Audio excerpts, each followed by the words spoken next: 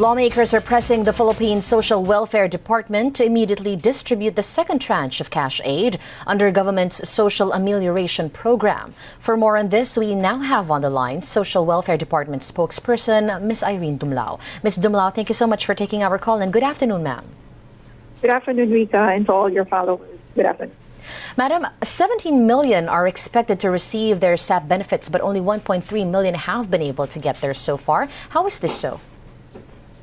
Well, Rita, we would like to emphasize that the department is conducting a deduplication process.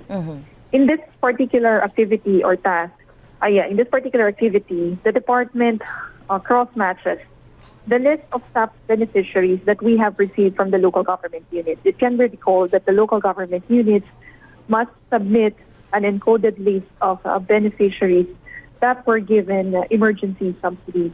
And this list from the local government units will be cross-matched with other lists of the department, including those of the other government agencies that also implemented social amelioration measures. In this way, we will ascertain if one family is eligible to be included and to receive subsidies. And second, we determine if one family availed more than one emergency subsidy implemented by the different government agencies. So with this process in place, we could make sure that there would be no duplication in the availment of emergency subsidies, and likewise, all recipients are qualified based on our existing guidelines. So these are the processes that we have been conducting, and immediately after the submission of the encoded list by the local government units, and the process has taken place or was undertaken, we could already disperse or distribute the second tranche for our beneficiaries under the Social Amelioration Program. This is particularly true because we have already entered into agreement with financial service providers in partnership with the Bangko Sentral of the Philippines and Land Bank of the Philippines. With this partnership, we can ensure the expeditious distribution of the second tranche, and likewise ensuring a contactless distribution of the same. Ms. Irene, you mentioned that you're undergoing a deduplication process. If I'm not mistaken, there are around 48,000 duplicates that have received different benefits from the first tranche. Now, I would want to know, why are we reliant on the LGU list? Doesn't the DSWD have a central database for the whole country? Well, if you could recall, in the first tranche, the DSWD has partnered with the local government units, and we have actually transferred the funds for the SAP to them. And it was the local government units who identified the beneficiaries who will be the recipients under this particular program.